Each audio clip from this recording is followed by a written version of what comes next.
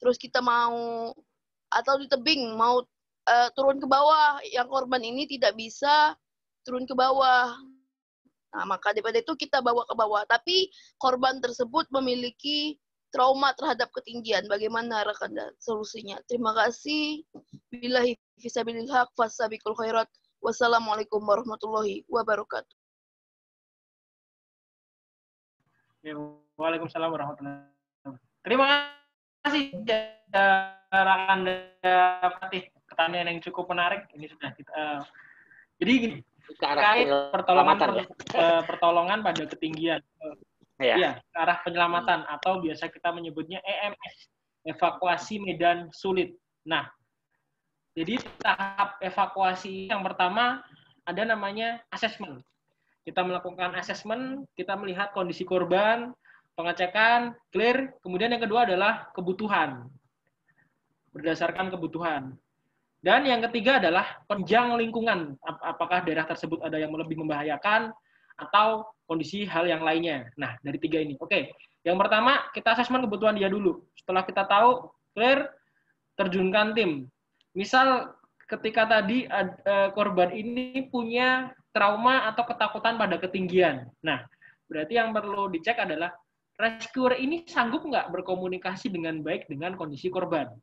Karena rescuer ini menjadi hal yang utama ketika dia mengalami trauma pada kaitannya psikis. Nah, ini menjadi keterampilan pada masing-masing rescuer itu sendiri. Contoh sederhana, pernah kejadian di Jogja sendiri, betul, dia bukan trauma, tapi dia punya gangguan jiwa.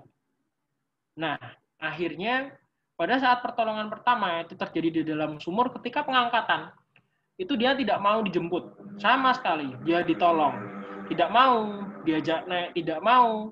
Ini menjadi masalah baru bagi kita. Akhirnya, kita terjunkan rescuer dengan kapasitas yang dia mampu berkomunikasi dengan baik.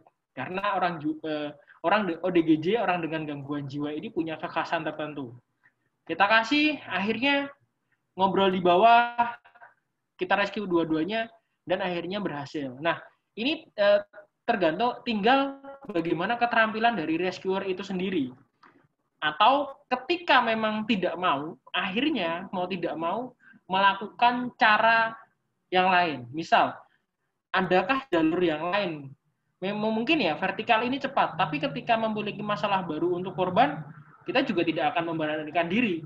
Mau nggak mau kita akan berputar menggunakan evakuasi, misal jalur darat atau pertolongan yang lain. Itu bisa dilakukan.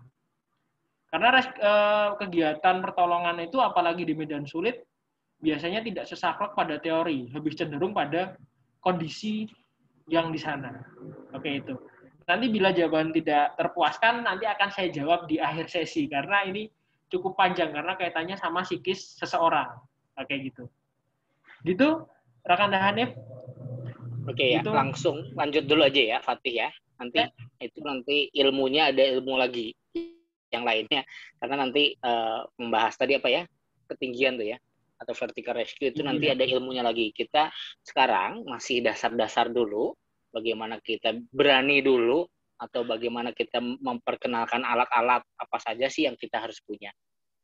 Seperti itu. Ya, gitu ya teman-teman ya. Ada lagi yang bertanya atau dilanjutkan dulu penjelasannya ya?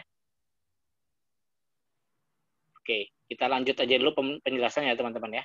Silahkan, Rakanda. Oke, terima kasih. Oke, kita lanjutkan. Oke, ini adalah bentuk-bentuk karabiner yang umum kita gunakan. Yang pertama ada oval, ada delta, ada delta shape yang dia bedanya dengan delta itu biasanya ada detailing sendiri. Kemudian yang terakhir ada karabiner per atau Frieno. Nah, karabiner per atau Frieno itu nanti dia yang membedakan adalah seperti bentuk buah per dia lebih dia punya ruang yang lebih luas dibandingkan dengan karabiner yang lain, dan sudutnya dia lebih halus, sehingga ketika dimasuki beberapa alat dia akan lebih maksimal penggunaannya. Nah, karabiner delta shape sendiri itu punya macam-macam. Yang pertama delta shape dari segi detail, kemudian yang kedua adalah arah masuknya gate atau pintunya. Delta shape biasanya pintunya ke arah samping, bukan ke belakang. Jadi dia cenderungnya miring. Sehingga lebih mudah memasukkan atau mengeluarkan alat. Itu berdasarkan bentuknya. Oke, kita lanjutkan terkait karabiner.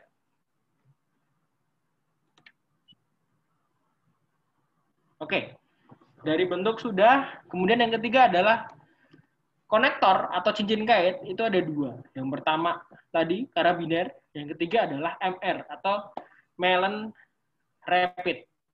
Konektor jenis ini biasa digunakan untuk menyatukan beberapa alat yang biasanya sebagai pengait harness.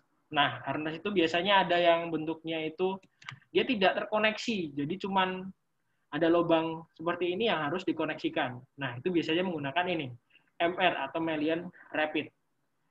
Nah, Melon Rapid ini yang pertama ada ini, semi circle steel yang bentuknya seperti setengah lingkaran. Kemudian ada lagi MR triangle. Kemudian ada yang oval seperti karabiner tadi namanya oval scrolling. Nah, pengembangan makin berjalan, muncul Omnitrack. Omnitrack itu dia sama bentuknya, tapi yang membedakan hanya dia punya skru. Skru yang di sana lebih gede, yang ini seperti karabiner biasa. Jadi punya pintu, bisa buka tutup. Kalau yang lain kan hanya skrunya yang berjalan atau penutupnya yang berjalan. Ini bisa buka tutup. Yang terakhir adalah Omnilock atau dia pengunci secara otomatis. Nah, fungsinya apa? Nanti kita akan belajar bareng-bareng lagi penggunaannya seperti apa, apakah dia punya kelemahan dan lain sebagainya. Itu kita nanti akan bahas bareng-bareng. Oke, selanjutnya ini. Nah, kita sudah mengenal APD, kita sudah tahu koneksinya, konektornya, cincin kaitnya bisa, kita bisa mengaitkan. Nah, alat untuk menuruni tebing itu apa? Nah, ini alat untuk turun atau descending. Descender adalah alat untuk turun atau menambah gesekan pada tali sehingga memperlambat laju kecepatan ketika turun. Sehingga ketika kita turun kita dapat mengontrolnya, baik mengontrol atau membantu kita untuk mengerem. Jadi kita bisa mengontrol cepat atau lambatnya ketika kita menuruni sebuah tebing, gedung, atau yang lainnya. Nah, ini adalah bentuk figure of 8. Yang paling ujung ini biasanya digunakan untuk kegiatan yang berbau air. Kenapa airnya dia punya... Sebenarnya ini sama aja, di antara 5, 1, 2, 3, 4, 5 ini sama saja secara fungsi. Biasanya yang membedakan hanya ukuran, besarannya, kemudian ada yang menggunakan sayap, ada yang ada pinnya sebagai pemegang ketika alat itu panas, dan lain sebagainya. Itu figure of 8. Dia punya fungsi yang masing-masing. Oke, kita lanjutkan. Figure of 8 sudah. Selanjutnya masih terkait alat turun. Oke. Nah, kembali ke figure of 8 tadi ya. Figure of 8 ini punya kelemahan. Yang pertama, dia lebih mudah panas karena dia akan tergesek lebih banyak. Biasanya ini hanya digunakan pada ketinggian 10 sampai 25 meter saja. Berbeda dengan selanjutnya. Nah, ini alat yang digunakan lebih dari 25 meter. Nah, namun yang perlu jadi catatan juga, alat-alat ini punya batasan. Misal, simple dan auto stop itu dia hanya mampu menahan beban 100 kilo. Kemudian AB descender ini dia punya lebih. Nah, apalagi ID kemudian rappel rack. Dia punya masing-masing. Nah, saya contohkan satu alat, ini ada simple. Jadi bentuknya ini simple, penggunaannya dia cukup dibuka. Nah, dia akan seperti ini. Kemudian di setiap alat itu akan punya panduan bagaimana cara penggunaannya. Tali misal dari atas atau dari mana, itu sudah dijelaskan di setiap alatnya. Itu selalu ada petunjuknya. Oke, simple, dia tidak punya handle. Nah, ketika auto stop itu ketika kita bebani, Yang merah itu dia akan membuka seperti handrem atau seperti rem. Ketika kita tekan, kita akan mulai berjalan. Sama halnya seperti ABD scanner dan ID. Dia akan ketika pencet dia akan otomatis berjalan sendiri. Nah, yang membedakan auto stop dengan ABD scanner dan ID, untuk ABD scanner dan ID dia punya anti panik. Jadi ketika kita panik atau takut, normatifnya seseorang ya, rata-rata orang itu ketika panik dia akan memegang dengan kencang. Nah, ID dan ABD scanner ketika dipegang dengan kencang, dia akan malah berhenti. Berbeda dengan auto stop, ketika kita pegang dengan kencang, dia akan lebih cepat untuk turun. Makanya diberi tanda merah atau berarti tanda bahaya, danger. Seperti itu. Nah, untuk rappel rack sendiri ini di Indonesia masih jarang digunakan. Rata-rata dia digunakan untuk kegiatan gua, masuk gua. Nah, karena yang dengan alat sesempil itu akhirnya lebih mudah untuk mobilisasi ketika di dalam gua. Untuk kelemahannya rappel rack sendiri, dia fleksibel, ringan, namun mudah kotor. Jadi sehingga si tabung-tabung dalam rappel rack ini biasanya mudah rusak karena sering terkena gesekan antara tali, pasir, tanah, kerikil, seperti itu. Oke, kita lanjutkan. Nah, alat turun sudah. Nah, bagaimana? Nah, ini adalah contoh penopang tubuh kita ketika kita melakukan kegiatan ketinggian. Yang pertama ada dari ujung kiri ada seat harness atau kita biasanya menyebutnya harness duduk yang biasanya digunakan untuk kegiatan yang dengan pergerakan yang sangat tinggi. Misal panjat tebing, pertolongan juga kadang menggunakan ini, berkegiatan outbound itu menggunakan seat harness. Masuk ke tengah ada namanya harness caving yang dia memang dikhususkan untuk harness masuk dalam gua. Nah, yang ketiga adalah harness improvisasi yang kita bisa membuatnya menggunakan webbing. Bentuknya macam-macam cara penggunaannya. Nanti teman-teman bisa belajar banyak hal, teman-teman bisa lihat media YouTube dan lain sebagainya. Itu setiap bentuk setiap cara dalam penggunaan harness improvisasi punya kelebihan dan kelemahan masing-masing. Oke, kita lanjutkan. Nah, ini full body harness biasanya digunakan untuk rescue, kegiatan diri dan lain sebagainya.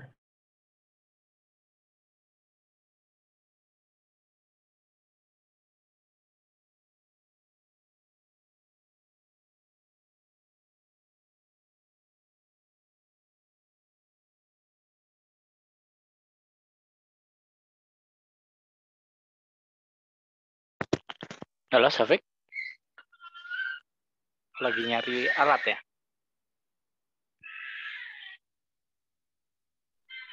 Lost kontak. Sebentar, seperti lagi ngambil contoh.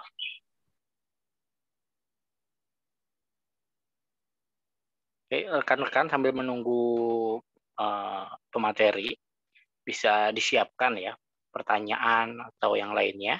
Oh ya, keluar oke ya. Oke ya, teman-teman di sini bisa menyiapkan di pertanyaan ataupun apa ya yang buat penasaran atau apa saja sih yang harus kita punya ketika akan melakukan traveling. Bentar.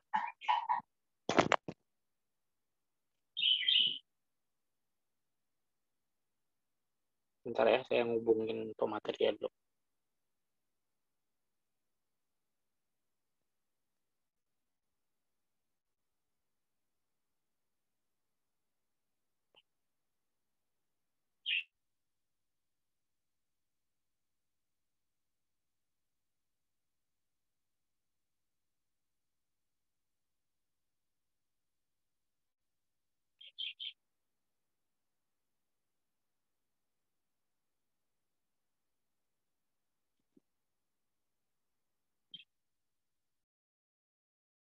Masuk juga. Mohon maaf.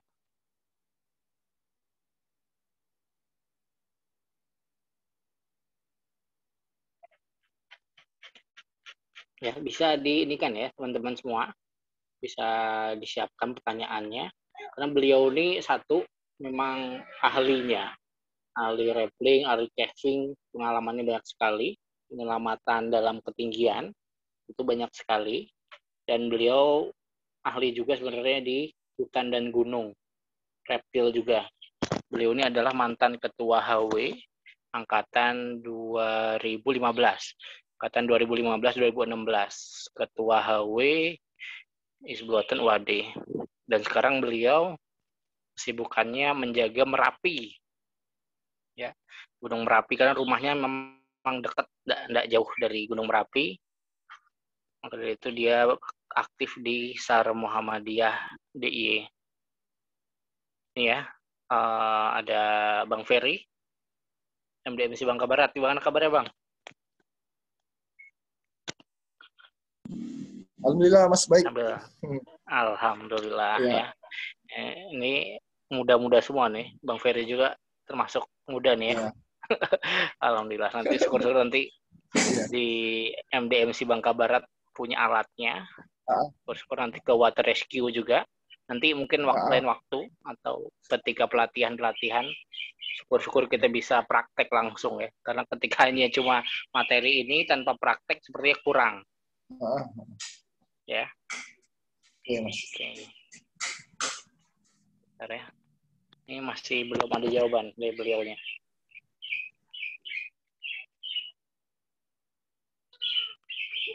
Oh, ternyata koneksinya terputus di sana. Karena memang beliau pakai WiFi-nya PWM Jogja. Oke.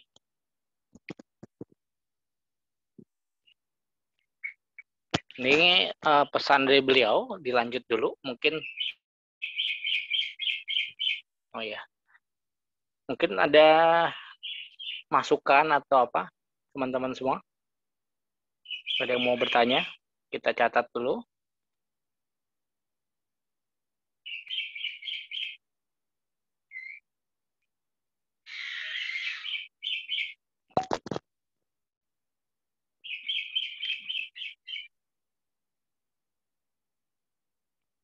Kita lihat di YouTube ya. Rappelling kegiatan.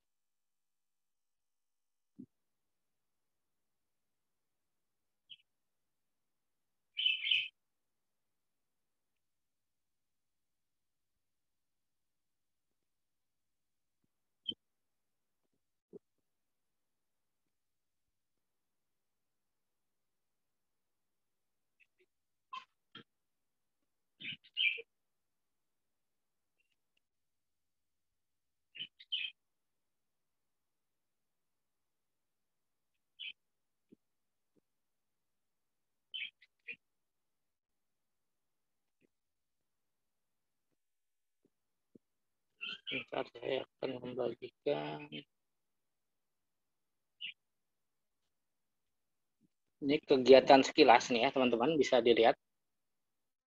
Ini rekan-rekan di tebing ya. Ini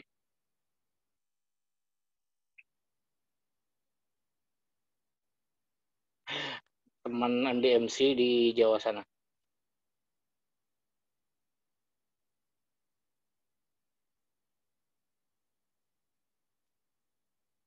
Ini rekan-rekan MDMC di Purworejo.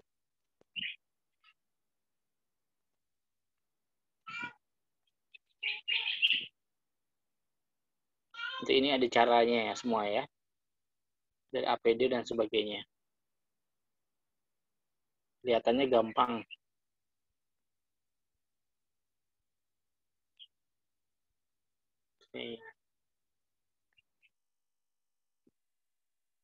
Oke, kita ulang lagi.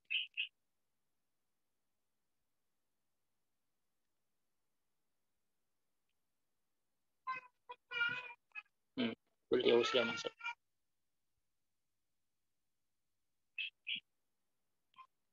Oke, saya akhiri dulu ya. Beliau sudah masuk. Oke, silahkan. Taufik, apakah sudah terdengar? Oke, sudah. Mohon maaf sebelumnya karena Biasanya terkendala kalau azan mesti wifi-nya mati kayak gitu. Oh gitu. Oh, udah azan sana ya? Udah azan. Oh iya, ya. Oke, kita lanjutkan lagi.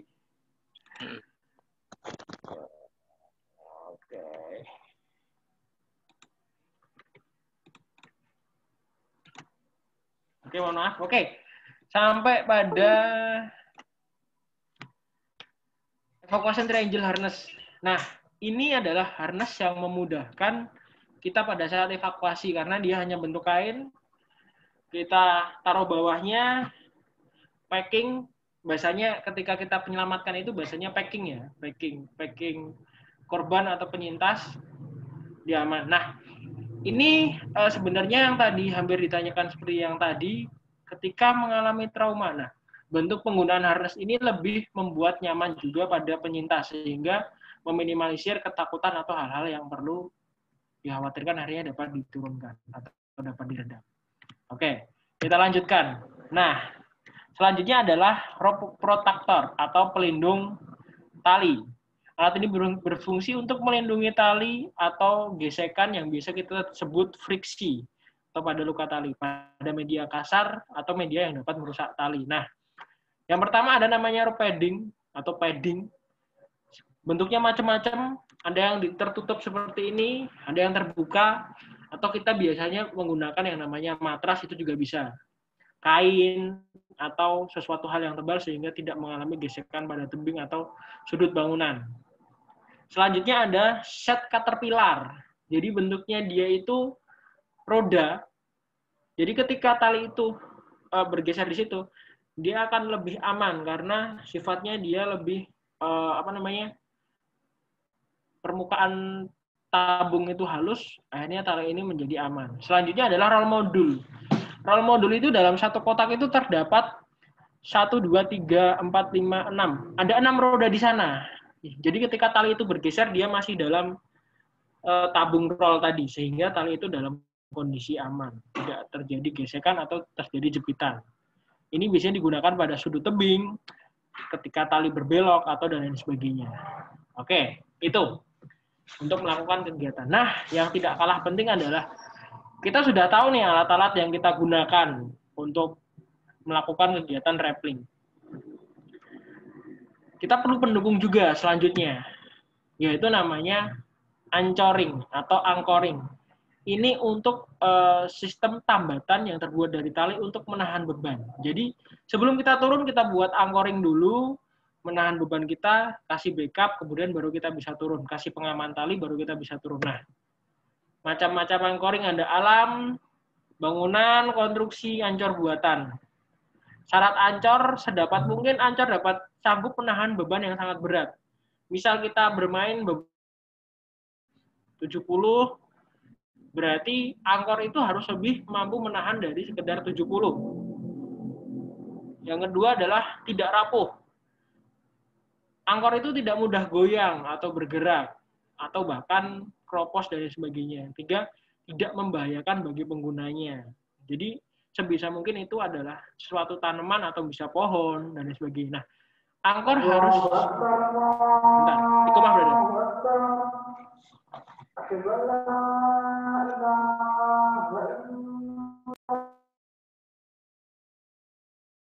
Oke, tunggu sebentar ya teman-teman ya. Ini sudah masuk azan ya. Sudah masuk sholat asar di Yogyakarta. Itu kita lanjutkan sebentar, nanti baru kita rehat atau kita akhiri dengan sholat asar. Itu ya teman-teman ya. Tapi nanti disiapkan pertanyaan-pertanyaan dan atau ada unek-unek yang ingin ditanyakan kepada pemateri.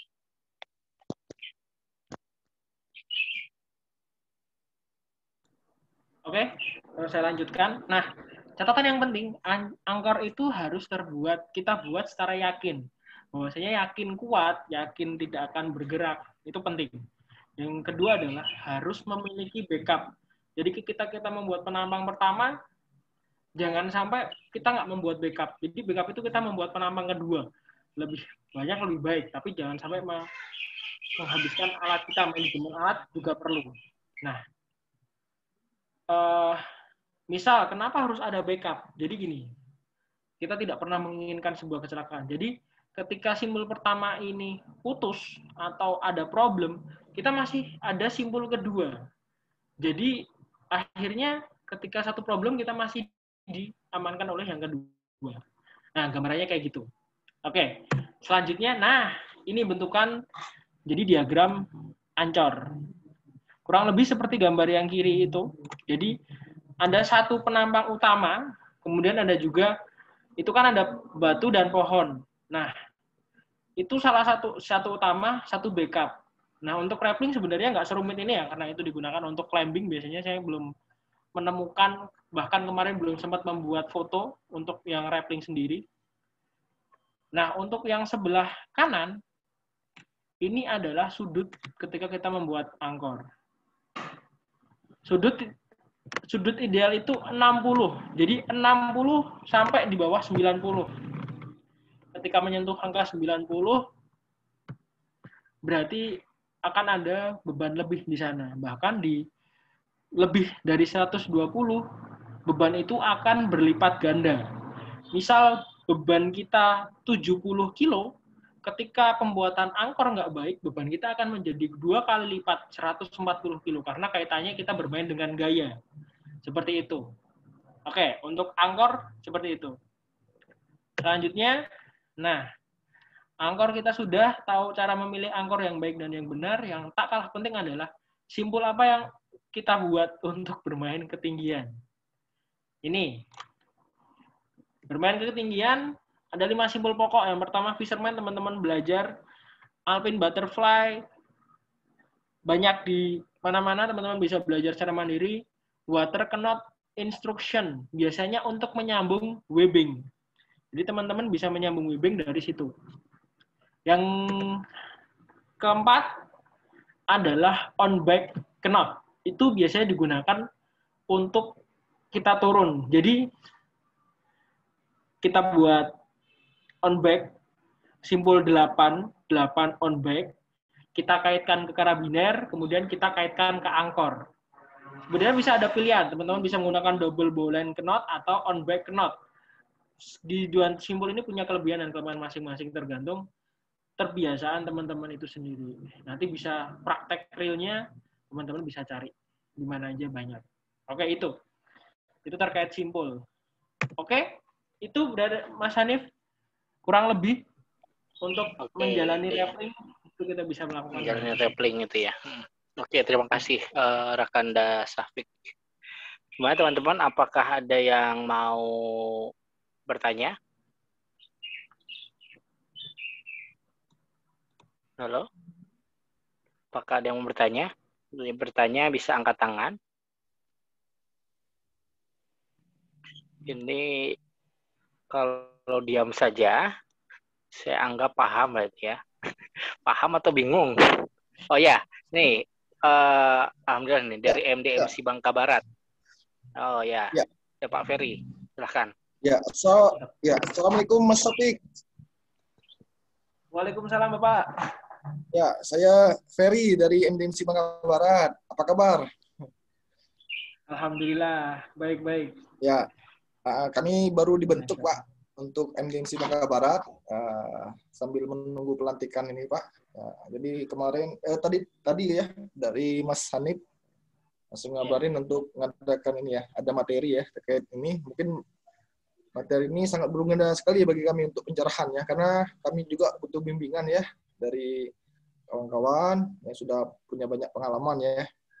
Baik, untuk pertanyaan ya, untuk ini kan terkait ini ya, penyelamatan kondisi di tebing ya, baik rappelling maupun climbing ya. Kalau untuk tadi kan ya seperti ditanyakan Mas Hanif tadi ya, dalam apa saja peralatan yang harus dimiliki ya oleh seorang APD apa saja ya yang harus dimiliki ya. Jadi kondisinya tuh nggak ada yang kekurangan lah, minimal dia bisa artinya cukup untuk bisa menyelamatkan orang. Untuk kemudian yang kedua untuk panjang tali ya, panjang tali yang harus dibawa, karena kan kalau tali terlalu pendek juga ya mungkin kurang ya. Ataupun kalau untuk tali yang termasuk ukurannya. Ya, untuk ukurannya tuh yang memungkinkan itu yang ukuran berapa. Nah, kemudian untuk APD ya, karena APD ini kan ini sangat penting ya untuk standar keselamatan ya, untuk penyelamat. Nah, untuk standarnya itu seperti apa untuk APD ya? Apakah ada rekomendasi itu kalau ini merek-merek tertentu gitu misalnya? Karena seperti helm lah, helm kan kalau nggak standar kan kalau jatuh ya bisa mengakibatkan kecelakaan pada penyelamat itu sendiri. Mungkin itu pertanyaan dari kami, Mas Syafiq. Terima kasih. Wassalamualaikum warahmatullahi wabarakatuh. Waalaikumsalam warahmatullahi wabarakatuh. Oke, silakan rekan Syafiq ya. Benar, mohon maaf Syafiq. Saya jawab sekilas Pak Ferry ya. Ini memang nanti syukur-syukur ke depannya kita bisa mengundang Rakanda Syafiq lagi untuk lebih spesifik ke arah penyelamatan, oke? Atau enggak nanti vertical rescue, oke? Tapi nggak apa-apa, nanti ini bisa dijawab karena memang materi kali ini masih sangat dasar-dasar sekali ya untuk rappelling dan mungkin ya bermain tali seperti itu. Tapi nggak apa, nanti untuk wawasan bagi para mahasiswa dan Pak Ferry dan kawan-kawan semuanya. Silahkan Syafiq. Oke, terima kasih semuanya. Oke, jadi gini. Yang pertama, alat apa saja yang minimalisir apa yang kita punya untuk melakukan kegiatan penyelamatan. Yang sederhana adalah yang pertama tadi, APD. APD ini kita harus punya. Yang pertama helm sama sarung tangan. Ini kebutuhan pokok. Untuk sepatu dan pakaian itu jadi kebutuhan pribadi. Itu yang pertama. Nah, untuk helm dan sarung tangan, helm ini harus punya lisensi minimal CE karena kita bermain pada beresiko tinggi. Minimal itu CE. Jadi lisensi itu ada macam-macam. Ada ANSI, ada CE, ada UIAA. Nah, itu minimal CE. Kemudian SNI enggak ya? SNI enggak? SNI sampai sekarang belum masuk kecuali pada dunia water rescue itu helm. Masih dipergunakan untuk SNI. Hanya helm ya? SNI, helm motor. Helm motor. SNI belum masuk sampai sekarang. Kemudian terkait APD yang kedua adalah sarung tangan. Nah, sarung tangan ini seenggaknya minimal kulit. Sebenarnya kalau terkait nyari merek, jujur di Indonesia sendiri untuk merek susah sekali. Sampai sekarang. Bahkan saya juga masih sangat kekurangan. Oke, itu. Kemudian yang kedua, terkait alat. Yang pertama adalah minimal tadi, karmantel. Karmantel ini untuk ukuran minimal 10,5. Nah, untuk panjang sebenarnya panjang karmantel ini bervariasi dari 50, 100, sampai 200. Nah, untuk standar sendiri, misal kami di DIY punya standar minimal kita punya 50 dan 100 meter. Ini sudah dapat digunakan fleksibel ini. Syukur-syukur punya tiganya Pak, antara 50 meter, 100, di 200 meter. Itu untuk tali. Ukurannya 10,5 dan harus statis atau semi statis untuk penyelamatan. Selanjutnya karabiner, kemudian webbing, sama alat disken. Alat disken minimal kita punya figure eight. Karena figure eight ini bisa kita gunakan untuk menurunkan atau lowering. Kemudian yang ketiga adalah prusik. Prusik ini seperti karmantel, tapi dia ukurannya lebih kecil, hanya sekitar 6-8 mm. Itu kita bisa gunakan untuk untuk hauling. Jadi kita bisa menurunkan, kita bisa menaikkan. Itu. Kalau untuk standarisasinya penyelamatan sebenarnya banyak, Pak. Contoh SRT set. SRT set itu satu alat yang bisa naik untuk turun. Tapi tadi yang alat saya sebutkan itu sudah bisa menunjang minimal. Seperti itu. Ada lagi yang belum tak jawab atau kurang? Gimana Pak? Sudah ya? Oke, alhamdulillah sudah. Ada lagi teman-teman mungkin? Di sini sudah masuk azan.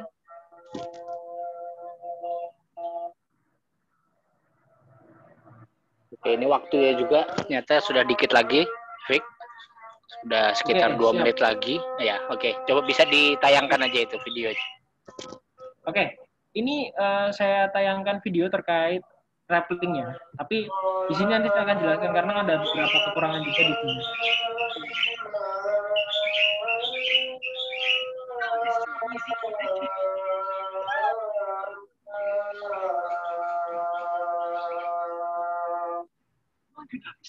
I mean, you got two basic components. What you need is a rope that is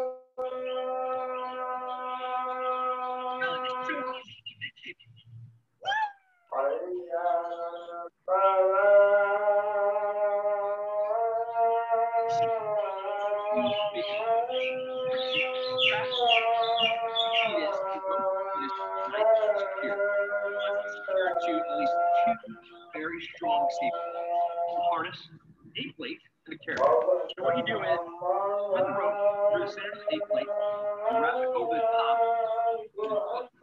Your eight plate, your carrot, put down. That is going to create the friction just between the side of the rope. So you know, with your pin, all you're doing is taking this hand, bringing it a little bit out of the 90, which reduces friction, which lets you down the rope. Easy cheesy.